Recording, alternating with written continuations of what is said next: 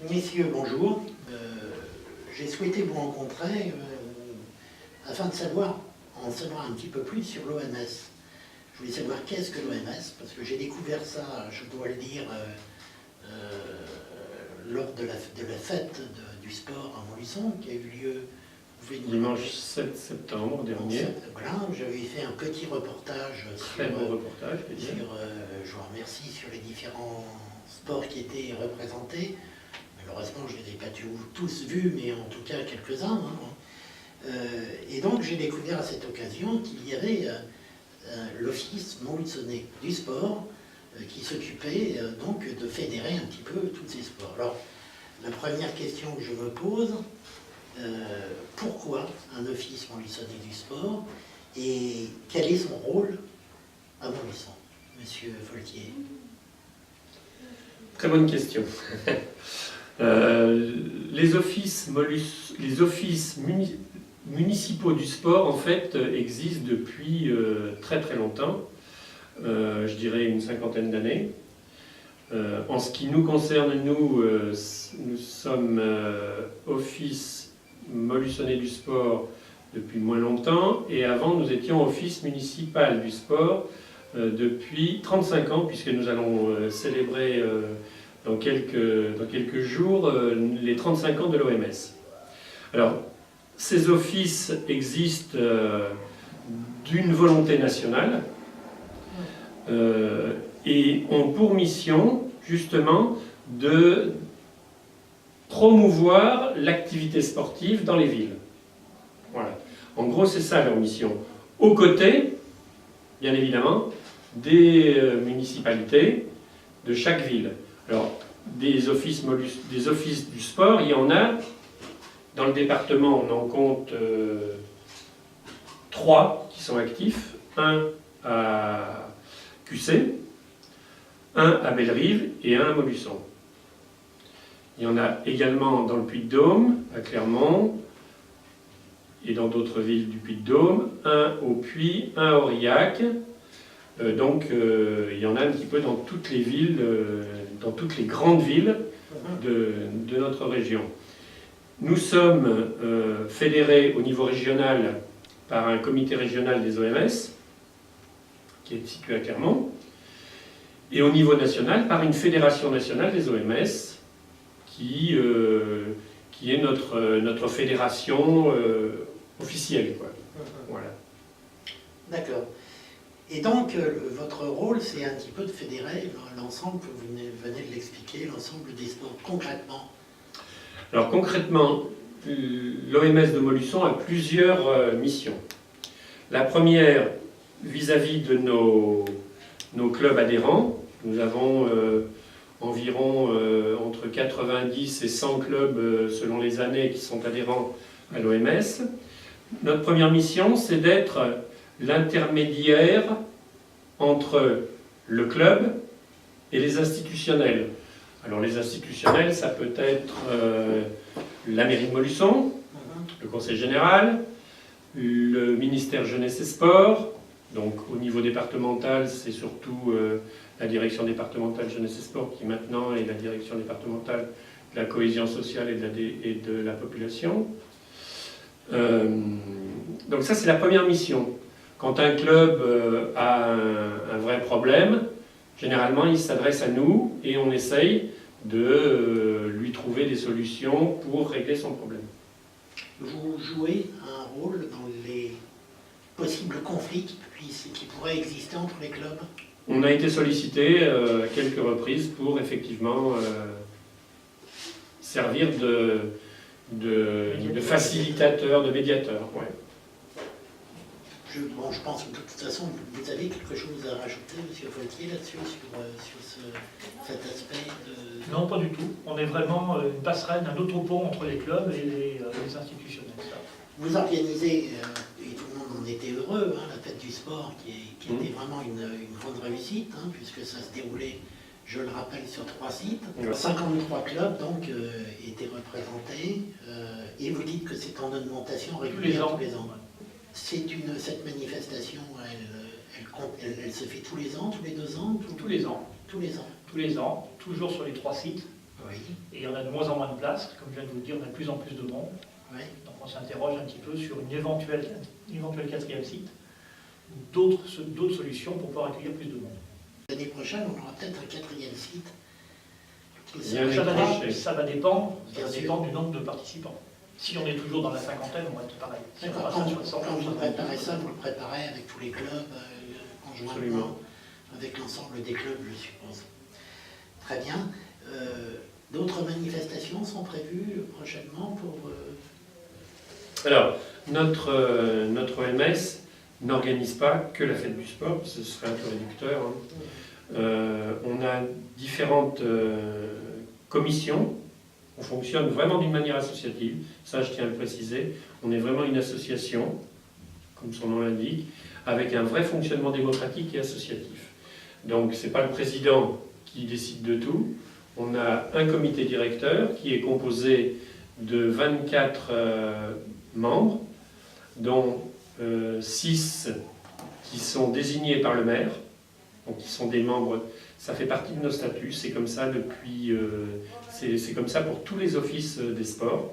C'est des élus sont membres de droit de notre comité directeur, donc on a 6 élus, dont l'adjoint au sport bien sûr, et puis des 5 autres qui sont désignés par le maire au sein de la commission des sports. Et tout le reste, ce sont des représentants de clubs désignés par leur club. Voilà, et qui sont élus et renouvelés par tiers à chaque assemblée générale en fonction des départs, des arrivées. Très bien. Voilà. Donc ce fonctionnement démocratique nous permet de nous réunir. On se réunit en réunion statutaire, bureau et assemblée et comité directeur tous les mois.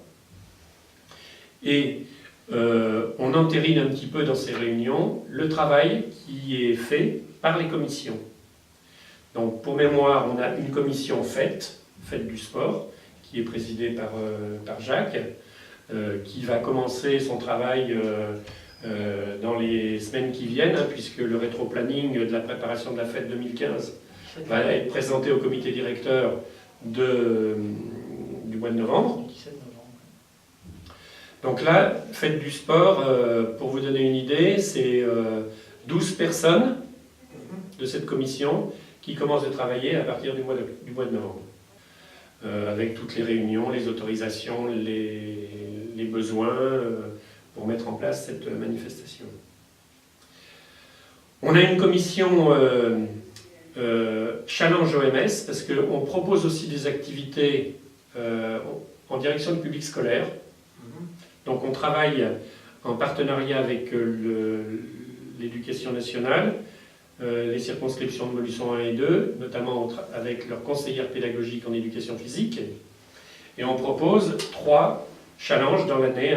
Un challenge d'hiver qu'on appelle, qui se déroulera le jeudi 19 décembre dans la salle de gym, en partenariat avec les ISM Gym et les éducateurs sportifs de la ville de Montluçon, qui regroupera 5 ou 6 classes de CE2 de Montluçon et de l'Aglo, parce que nous avons ouvert nos activités également, pas essentiellement aux écoles de Montluçon mais aux écoles de l'Aglo. Donc on accueille des classes de Quinssaines, de Prémiliade, de Désertine, de Domérat.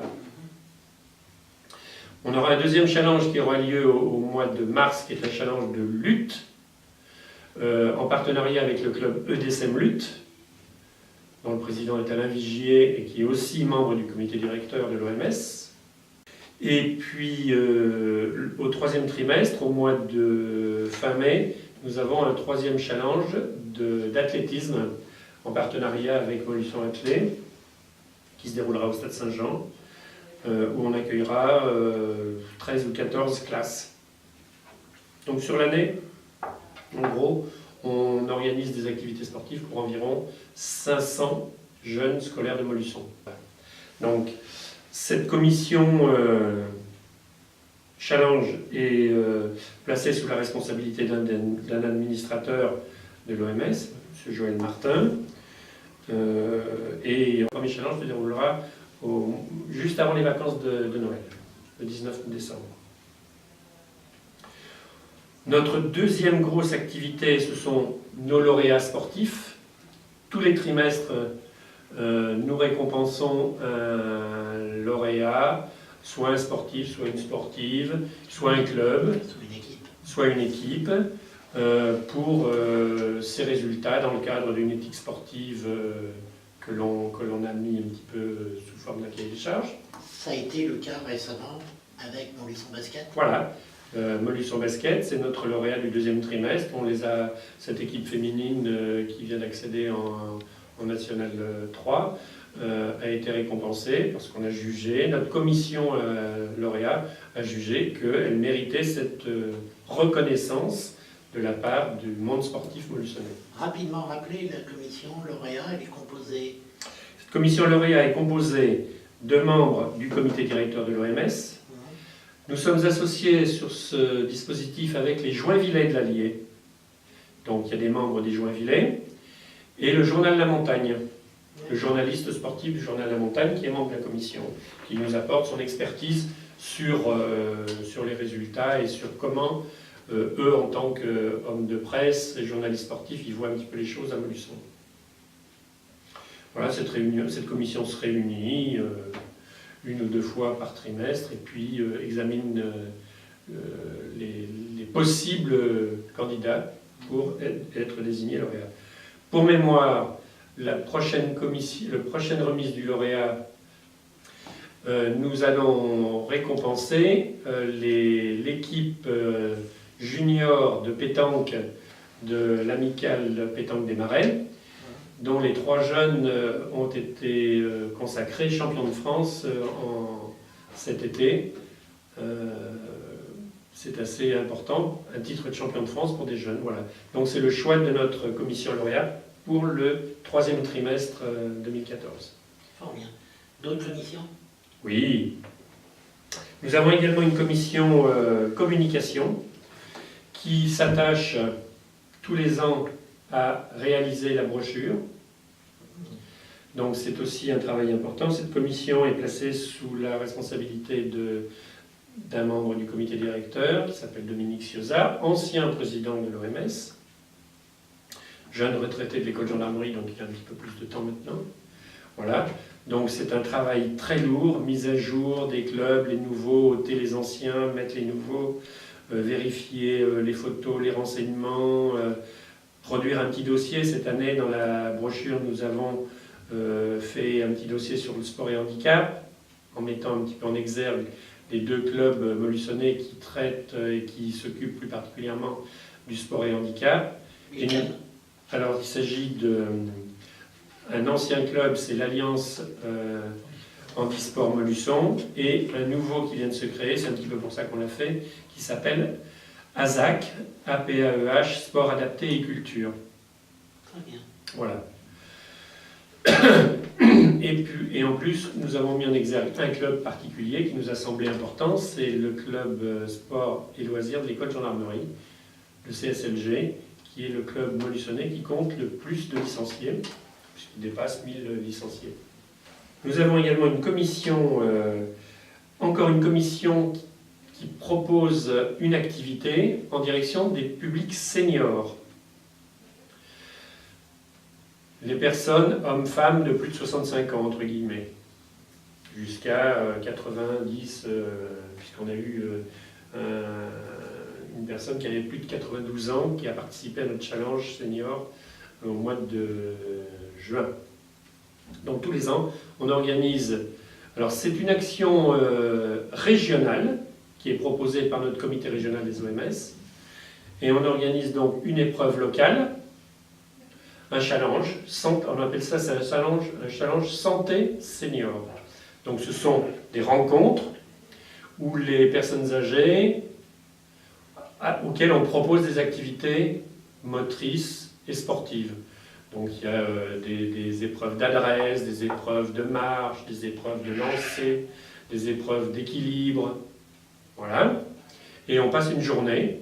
Alors cette année, on avait 90 participants. Hein, on était réunis dans le parc des Îlets. Tout était bien organisé. Il a fait très beau. Et on a fait un petit classement. À l'issue de ce classement, nous avons conduit et transporté les 4 premières équipes de cette épreuve à une épreuve régionale qui a eu lieu la semaine dernière, c'était le jeudi 16 octobre, à Serra, dans le cadre de la semaine bleue, la semaine réservée aux personnes âgées. Et c'était les mêmes épreuves, sauf l'épreuve surprise qui n'était pas la même, puisqu'il y a une petite épreuve surprise aussi. Et l'épreuve surprise était très appréciée par les participants. Hein. C'était une course de voiture à pédales. Et pour mémoire, je ne sais pas, peut-être vous l'avez vu dans la montagne, mais c'est l'équipe de Molusson, de la retraite sportive de Molusson, qui a remporté le challenge régional, largement en s'imposant sans contestation. Il y avait 12 équipes présentes et Molusson a fait 1, 4 et 3. 3 et 4. Voilà. Ils ont remporté la course de la voiture. Non, c'est la seule épreuve qu'ils ont remportée. C'est l'équipe de Molusson, l'équipe 2 de la retraite sportive qui a remporté la course de voiture à pédales. Très bien. Bon. Donc ça, c'est notre commission challenge. Et on a également une commission, je dirais un petit peu de service public, c'est une commission formation, très important, qui est dirigée et présidée par un membre du comité directeur qui s'appelle Patrick Richet, et cette commission propose chaque année à des tarifs préférentiels pour nos adhérents une formation de secouriste PSC1, formation au premier secours de niveau 1. Et ça fait la 3e année qu'on met ça en place et ça marche pareil de mieux en mieux. Nous allons ouvrir une session le 13 décembre et nous avons, au départ on voulait ouvrir une session de 12 stagiaires et là on va être obligé d'ouvrir 2 formations de 12. On a déjà 24 stagiaires inscrits. Très bien. C'est tout pour les commissions, c'est déjà beaucoup. Et l'année dernière, la commission anniversaire, qui est un petit peu spécifique cette année, qui n'aura pas vocation à perdurer, mais est une commission qui est en train de proposer des actions de célébration des 35 ans de l'OMS. Voilà. Pour commémorer, pour célébrer plutôt cet anniversaire, nous allons faire plusieurs actions au courant de l'année 2014-2015. Et la première aura lieu donc le mercredi 19 novembre en organisant une projection d'un film qui s'appelle 14-18, le sport à l'épreuve du feu. Alors pourquoi? Vous allez me dire, c'est un peu original pour un anniversaire. Oui et non. Oui, parce que c'est la guerre et le sport. Non, parce qu'on est aussi dans l'année du centenaire de la guerre 14-18 et que le sport, pendant cet événement tragique, a eu une réelle importance et a trouvé un essor. Vraiment, le sport s'est développé en France au travers de cette guerre. On ne le sait pas bien, mais c'est effectivement le cas.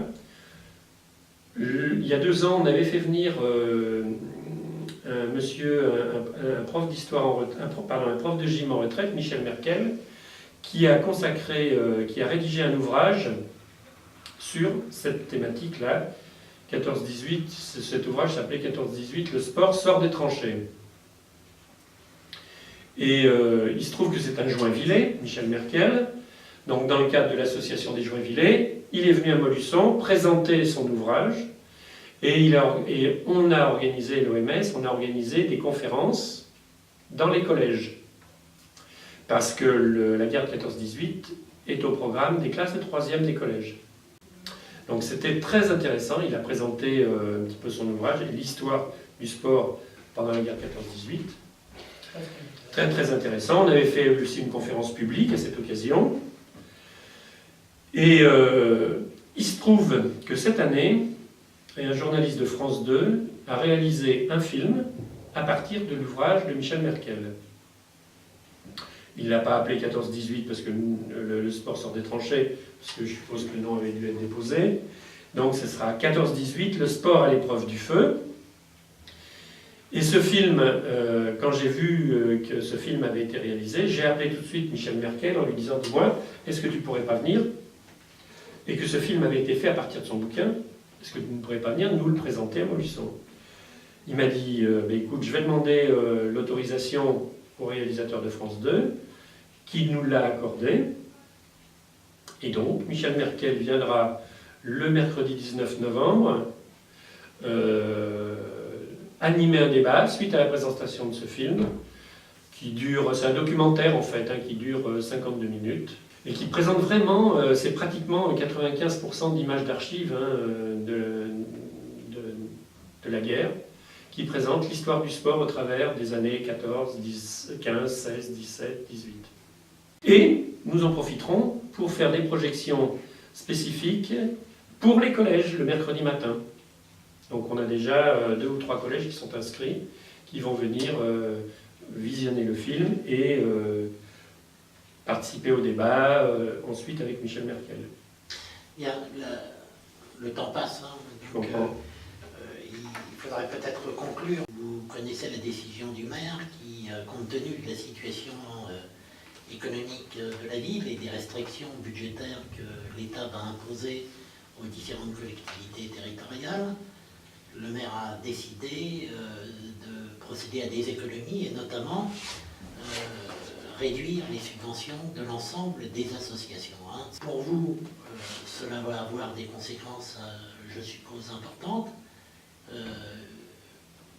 Qu'est-ce que vous en pensez? Il se trouve que, en fait, le maire me l'a annoncé, nous l'a annoncé, puisque nous étions tous les deux, à l'occasion d'un rendez-vous que nous avions avec le maire concernant le renouvellement de notre agent de développement mis à disposition, qui est financé dans le cadre d'une mise à disposition. Donc c'est à cette occasion que le maire nous a fait part de son souhait de réduire et de proposer au conseil municipal la réduction. Effectivement, il nous a parlé de 10%, d'un montant de 10%, le montant des subventions. Je dois dire que on n'a pas discuté sur sur l'opportunité ou non, etc. La seule chose que moi je lui ai dit, c'est qu'il me semblait que faire une proposition de 10% unilatérale, c'était pas forcément la meilleure des solutions, car nous, en tant qu'OMS, on considère que ce qui a été acté déjà dans le nouveau calcul des subventions, que tous les clubs n'ont pas la même utilisation et les mêmes besoins de financement et d'aide. On a des clubs qui font que de la formation, par exemple, de jeunes, des écoles de sport. Et on a des clubs qui font que de la pratique de sport-loisirs. Donc nous, on considère que ce sont 2 activités différentes, 2 cibles différentes, qui nécessitent 2 approches et 2 positions différentes en termes d'aide de la collectivité. Donc, je ne sais pas ce que décidera le conseil municipal, mais peut-être que ça va évoluer un petit peu dans ce sens-là, tout du moins je l'espère. C'est la position que j'ai donnée au maire quand on l'a rencontré. Mais bon, après, nous, au niveau de l'OMS, c'est dans nos statuts, on n'a pas à prendre de position politique. Par contre, on doit, dans nos statuts, on doit émettre des avis et des propositions sur la répartition des subventions municipales, par exemple. C'est écrit noir sur blanc. On nous sollicite ou on ne nous sollicite pas. On doit également émettre des avis et des propositions sur l'utilisation des équipements. C'est pour ça qu'à la demande d'un club, on vient de mettre en place un groupe de travail sur une réflexion autour de quel stade d'athlétisme pour Montluçon. Ça ne nous a pas échappé, dans le projet municipal de l'équipe municipale en place, il y a le projet de création d'un stade d'athlétisme. Donc, les utilisateurs de ces équipements sont venus nous trouver en disant ça serait bien qu'on fasse des propositions avant qu'on nous donne un truc tout clé en main, quoi. Voilà. Donc on a mis en place un groupe de travail et on commence de réfléchir. Un stade d'athlétisme, oui, mais pourquoi faire? Quel projet de développement de l'athlétisme il y aura derrière? Qui peut être intéressé?